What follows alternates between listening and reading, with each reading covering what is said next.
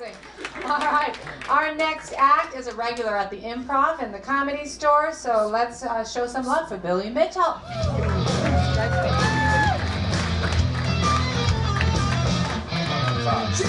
Keep it going for Debbie, man. She's doing a great job of hosting the show, everybody.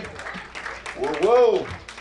In fact, keep it going for all the comics in their performance tonight. It's real fun to get up here and perform for the Student of Stand-Up reunion show. So if I suck, blame Tom.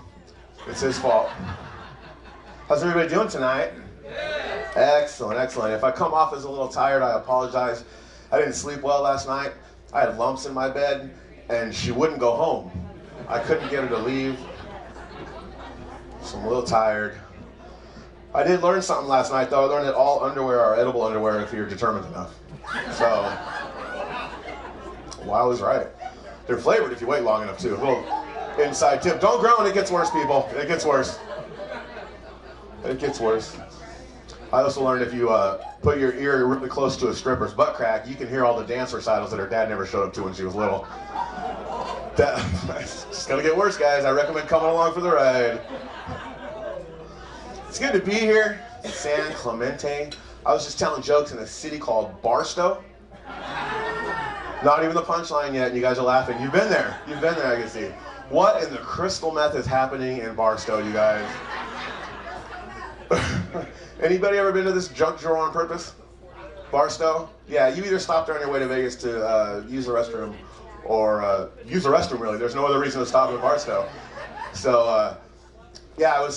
Somebody asked me if I wanted to tell jokes in Barstow, and I was like, no, I don't want to go to Barstow. Then I started feeling, if anybody needs laughter in their lives, it's the fucking people that live in Barstow. I guess I'll go to Barstow and tell some jokes. And I was really scared. I didn't know what to think. I'd never been there. I was never brave enough to get off the freeway in Barstow, so I didn't know what to think.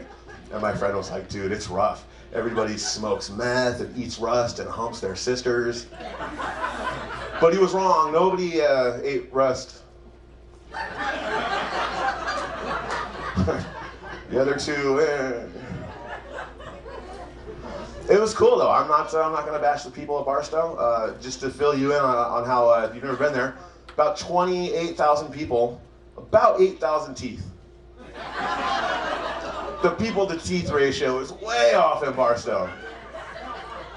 It is cool because as a comedian, we feed on the energy of the crowd. We hear the laughter. We see you guys having a good time, and it helps us, But in Barstow, when you hear the laughter and you look out in the crowd, it's just a bunch of side teeth.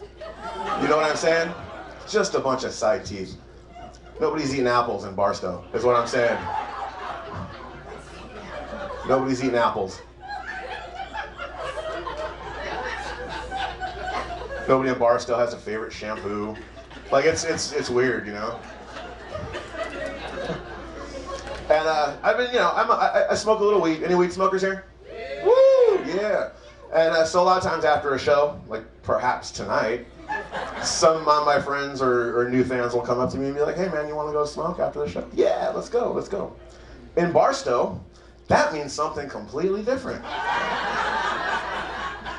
What the hell do you want to smoke? Yeah, I'm going to say no next time.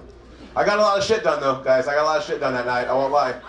I rebuilt someone's transmission. I re-roofed a house. I don't even know whose house it was. They got a new roof though. Congratulations. Stopped at the Walmart on the way home, and the longest line was the 10 teeth or less line. It was terrible. It was.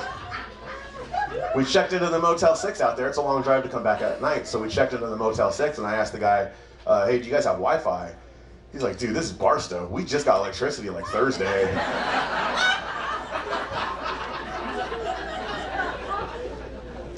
So I ain't going back to Barstow. You guys having a good time tonight? Yeah. Cool. I think we only have like 16 or 18 more comedians. We're gonna get that out of the way. I'm getting old.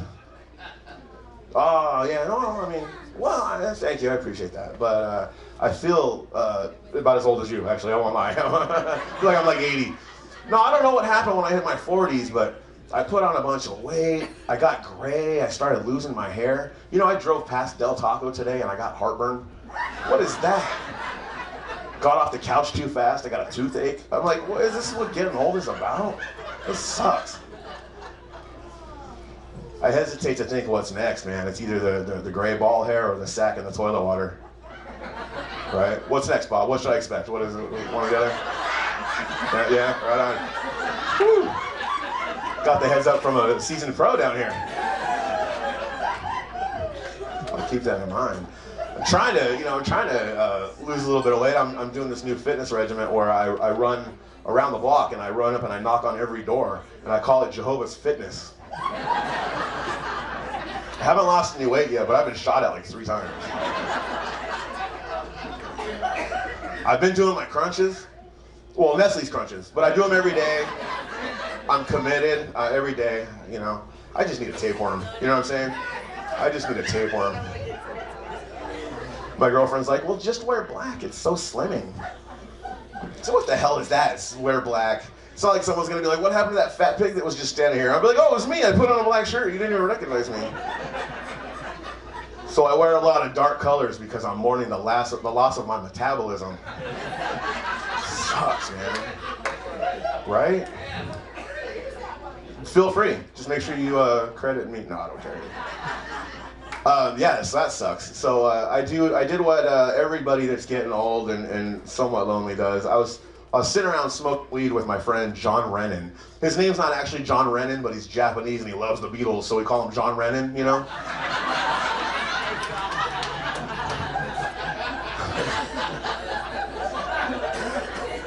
And we were getting kind of buzzed up, and he's like, well, why don't we just let's go get a cat. So I went to the shelter and I got a cat. Any I love this table right here. Huh? So, any cat people here? Yeah. Couple of cat people here. You know what sucks? Watch this. Any dog people here? Yeah. Whatever. No, it's cool. I used to have a dog. I love my dog. I moved into an apartment though where we can't have dogs. So I had to get rid of him. So I sold him to Michael Vick for spare parts. Don't groan, that's a good joke. That's a real good joke. And I got me a cat. Went down to the shelter. They were doing a free adoption thing. It cost me about a half a gallon of gas. I got a $2 cat, you guys. When I was picking up the cat, the lady tells me, make sure you feed him the good stuff. What good stuff? I'm broke. I don't even eat the good stuff. You know what I mean? I didn't know you had to like feed him and stuff. I thought you just got a cat and you had a cat, you know? If he needs to eat, he can just eat out of the trash like the rest of my kids. Don't groan, they like it. It's an adventure for them, you know? They make a game out of it. So, as I'm getting this cat and I'm signing the paperwork, the lady offers me something called pet insurance. Do you guys know about pet insurance? Right? That's a real thing, you guys. I don't even have car insurance. Pet insurance. Now, for those of you that don't know how it works, you pay a premium every month for your cat or dog. And if something happens to him and you have to take him into the shop, you get a loaner cat or dog while he's there. Right? Such a stupid joke. Oh, man. So, hey, you know what? Good job, by the way. Hey, everybody make some noise for Bradley. Didn't she do a great job? That's ridiculous. I don't even think I could pick out my own clothes at your age, and you're going up on stage telling jokes? That is awesome. That is cool. In fact, you know what? Not to pander, but give it up for yourselves for coming out and supporting some live comedy, you guys. Yeah, make some noise. Yeah. I was watching a little bit of TV the other day, and well, because that's all I do, because I'm fat, lazy, you know what I mean? I just sit around. And I was smoking a little bit of that hippie lettuce, you know, the funny cigarettes, the jazz cabbage, as Bob might call it, you know what I'm saying? And we watched this movie called Honey, I Shrunk the Kids. Have you guys seen that movie?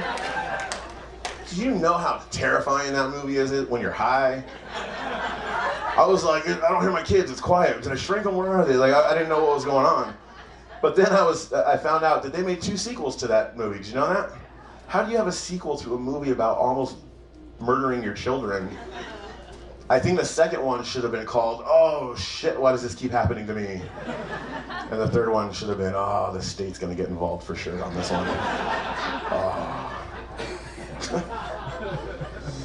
Well, I'm getting the light, guys, so I'm gonna step up on out of here, but I'm gonna leave you with a little bit of little words of wisdom here.